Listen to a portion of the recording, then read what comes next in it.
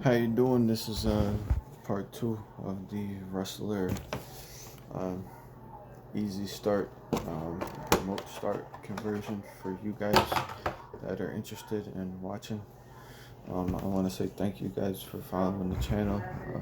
I've been having some issues with audio, so I've been trying to record this video for like an hour.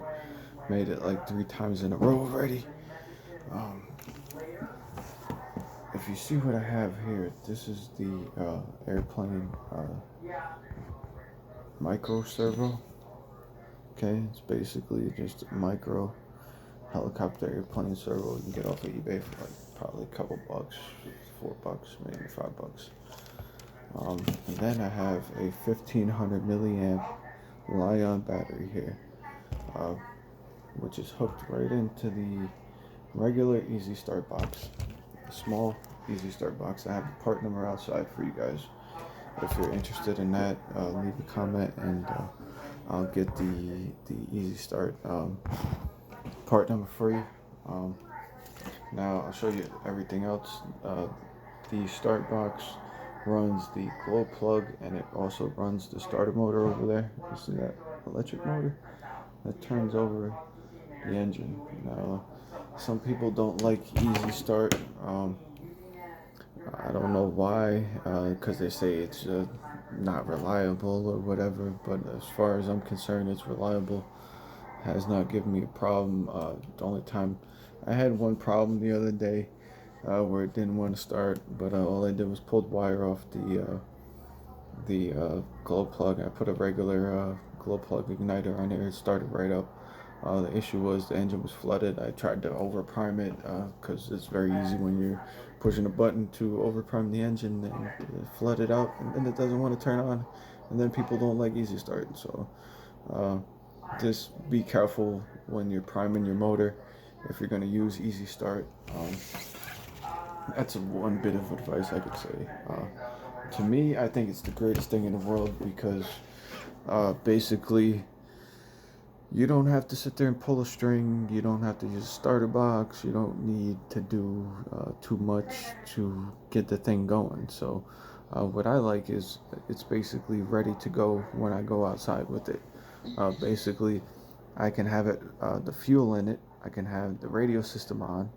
I can have the lid on with the pins in it. Go outside with my jacket and stuff if it's cold, because this is actually when I like to run my nitros. I don't know why.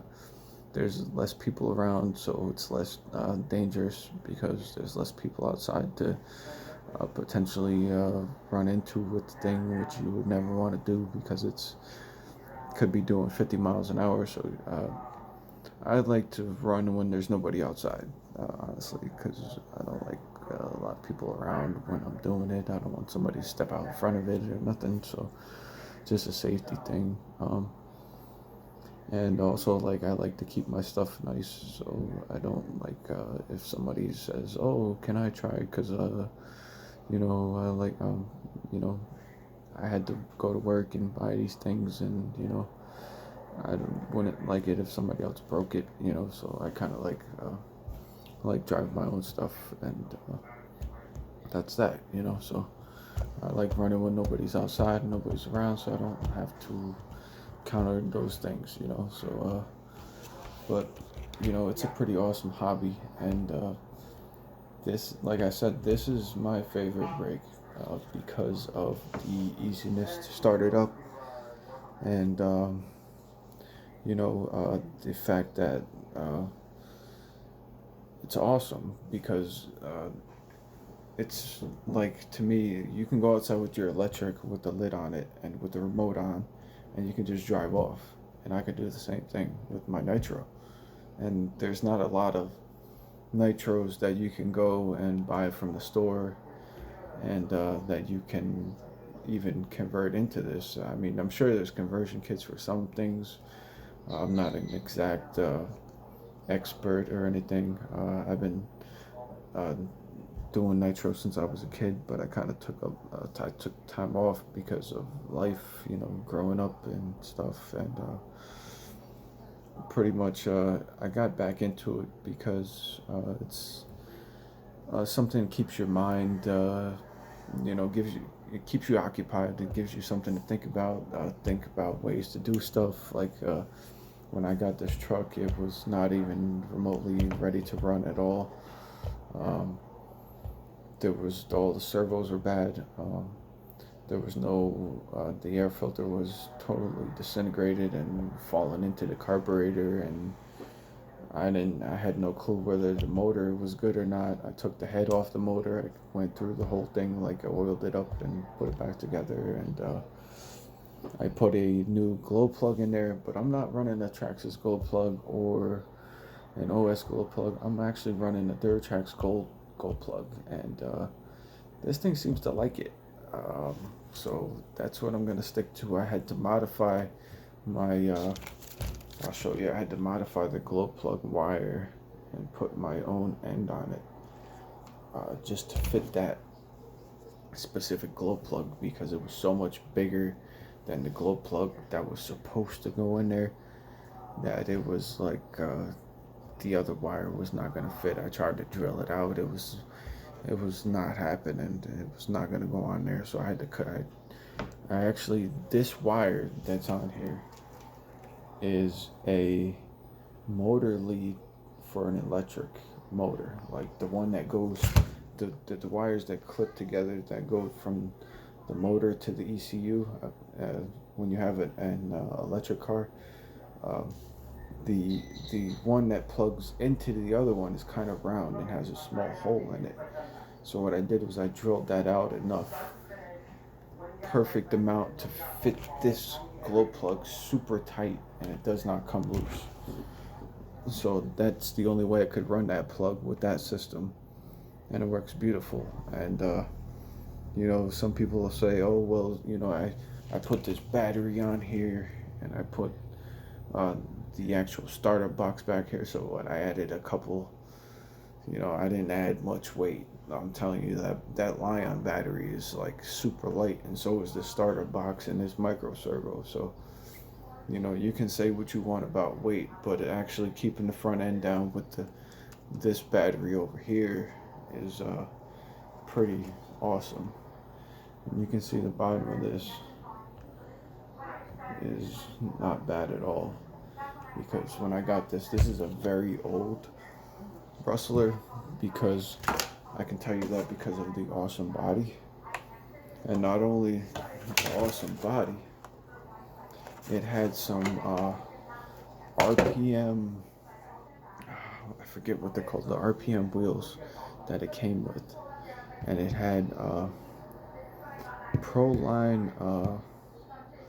some kind of Proline tires on it that are Speed Hogs or something like that tires.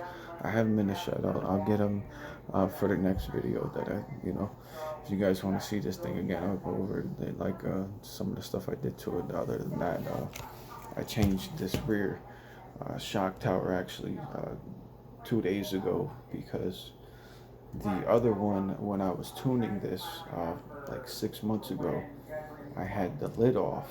I had the cover off, and I was tuning it, because you can't tune it with the cover on, because the screw is like in a really tight spot. Like you can't really tune this with the cover on it. So I hope this video is coming out good, because the last one I couldn't hear anything at the end of it. So I really hope this is coming out better. Yeah, I replaced this because I was tuning this without the body shell on it, and it flipped over and it broke this. But that broke 6 months ago, and I didn't have a replacement at the time. I went in the house, I ordered this from RPM. This is a RPM rear shock tower replacement. I ordered this, but I still wanted to drive it. So I took the one that broke and I super glued it back together, and it held till 2 days ago when it gave out. And then I said, okay, now the super glue gave out, so now I put the RPM one on there. But I was able to enjoy it the same day because I had super glue. And that's what I'm going to tell you is I'm like a master bodger. So if you have some super glue in your hobby box, it's a very good idea, because it can help you keep on driving your RC. If you don't have, let's say, an exact spare part like this shock tower, and it broke off clean, like this one broke off, like it broke off like over here in the top area, and then over here in the bottom area, and it kind of broke this shock tower off, but the other one was still on there and it wasn't moving. So I was able to put it back together, and then I just drove it on the street. I didn't like take it through the grass or anything, because it was real bumpy. So I just like stayed on the road, and I was able to keep driving it until 2 days ago, when it finally broke. After it tumbled on the side of the wheels. It like tumbled. I didn't have it on video, but it tumbled through the air sideways, and pretty much yeah, it kind of destroyed that shock tower worse than it was the first time. So then I was like, now I have this one here. I have like a box of spare parts. I have like spare fuel lines, spare glow plugs, just like essential things that if you want to keep driving your stuff every day that you're gonna need. I went and bought 3 gallons of 30% Bones Brew. So I have plenty of fuel to keep driving the ones that I have. But the thing is, I don't have a ton of different types of nitros right now, but I plan on, buying more stuff if the channel, like, not even if the channel takes off. If not, I'll keep buying them myself and keep having fun by myself.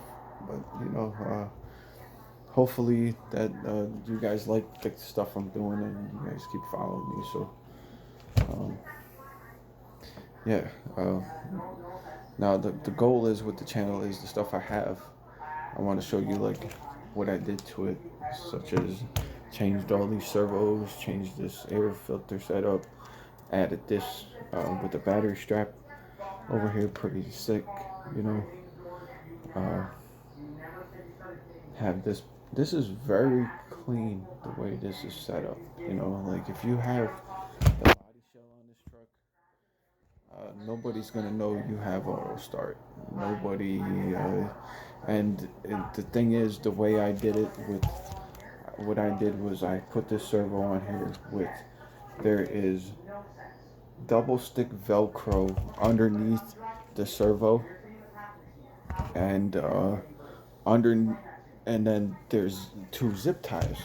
So what I did was I super glued a piece of one side of a Velcro to the servo, another side of Velcro to the Easy Start box, and then I sandwiched them together with zip ties.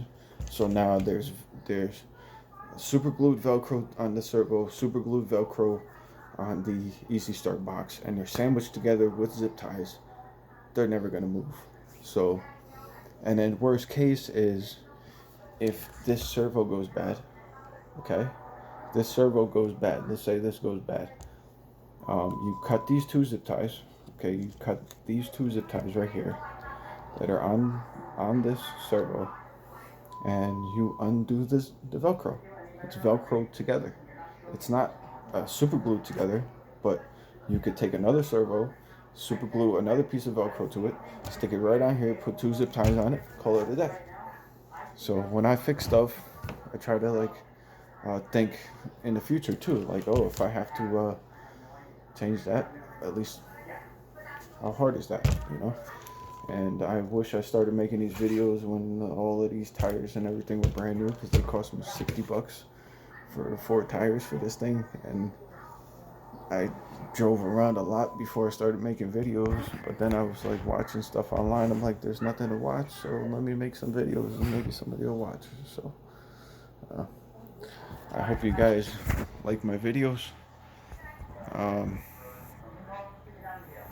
Yeah, I hope you guys like the Rustler. Hope you guys like the channel. Give me a subscribe, and I'll make some more stuff tomorrow. See you then.